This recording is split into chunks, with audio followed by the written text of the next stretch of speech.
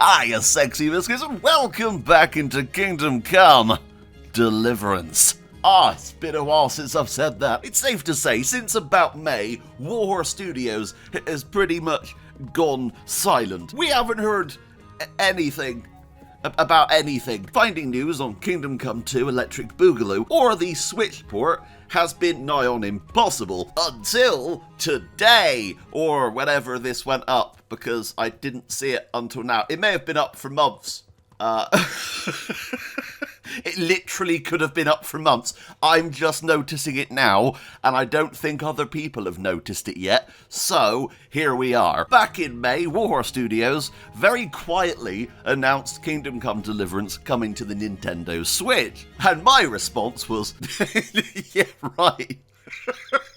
No, it wasn't that bad. But you've got to ask yourself, how is this going to work on the Nintendo Switch? Well, when that was announced, we found out it was being developed by Saber Interactive. If you don't know, they worked on the port for The Witcher 3 on Switch, as well as World War Z, which is just released, and they're very good at making games run on Switch. The idea of having Kingdom Come Deliverance playable portably is amazing. Now you're probably saying to yourself, but Roxy, you can play this on your Stream Deck when it comes out in February. Yeah, that's very true. But this is running on a Switch, and I find it a lot more interesting. I want to see how they're going to make this work, and that is why I'm very excited about this. My belief is when you get to Retai, the game turns into a visual novel, because obviously there's no way a Nintendo Switch will run Retai, so it'll turn into a choose-your-own-adventure visual novel for Retai. I think that's a good way to get around that. I keep making fun of it. Look, you know Warhorse Studios, I love you.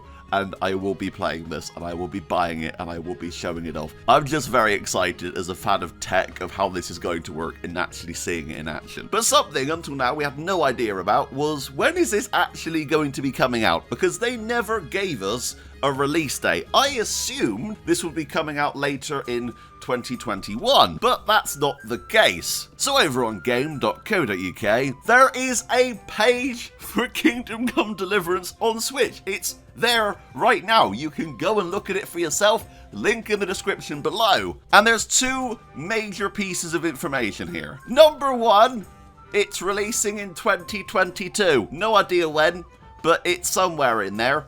So wait. And probably the biggest piece of information is the fact that it is going to be sold for $54.99. I'm assuming this is going to be the Royal Edition. The only problem is, it doesn't say anywhere that it is. And for base Kingdom Come Deliverance, $54.99 is a little bit much. I know Nintendo always puts up their prices. That happens. Now, I do think this price is accurate because you can currently pre-order at that price. If this price was a template, you wouldn't be able to pre-order, right? So the fact you can pre-order at this price makes it pretty obvious this is how much it's going to go for. Now, unfortunately, the description of this doesn't really give us any information that we don't already know. Also, it does say in the description, enjoy an immersive single-player game to play on your Xbox One.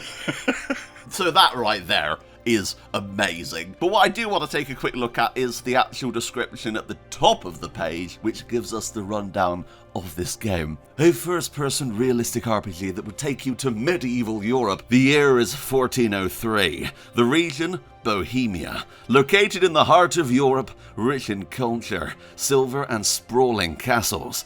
The game is based on a true story. A story of kings, heirs, a kingdom, castle sieges, and bloody battles. I've never seen it described as a true story. I know, obviously, events in the game happened in real life. I get that. But Henry isn't real, right? Right? What if Tom McKay, right, is Henry's ancestor, and he ended up playing his own great-great-great-great-great-great-granddad in a video game? That has just blown my mind. I've got to say, a stunning choice for the cover here. It's beautiful. It's very to the point. No, that's a template. It's not real. I adore Kingdom Come Deliverance. I love the game. It's one of my favorite games in literally decades. I love it. Warhorse Studios are one of the best developers I've ever had the honor of meeting. They are so bloody brilliant, and I'm really excited to get my hands on this on the Nintendo Switch and actually show you guys how this runs and plays. I'm sure in the hands of Saber Interactive this is going to run absolutely fine. In someone else's hands it might not have. It's crazy how much work Saber Interactive has done this year. Not only did they release World War Z this year, but they also just released the Dying Light port, which is incredible and runs really bloody well. And other games that they've ported, including The Witcher 3 and Dying Light, kind of give us an idea of how Kingdom Come Deliverance may run. But right now, we're in safe hands. I think Saber Interactive's going to do a great job. I just want more information, whether it's from Warhorse Studios, Prime Matter, or Koch Media. I know you're watching. Anyway, I hope you guys enjoyed this. I know it's been a bit random, but I needed to tell you this because this is actually kind of exciting. This is the first grain of info we've had for like 7 months, and I'm so happy because until now I'd started to give up hope that this port was ever even being released, and I'm so glad it's still being worked on. And you're probably wondering, why isn't Warhorse Studios working on this port? Well, obviously it's because they're working on their next game, Kingdom Come Deliverance Retribution.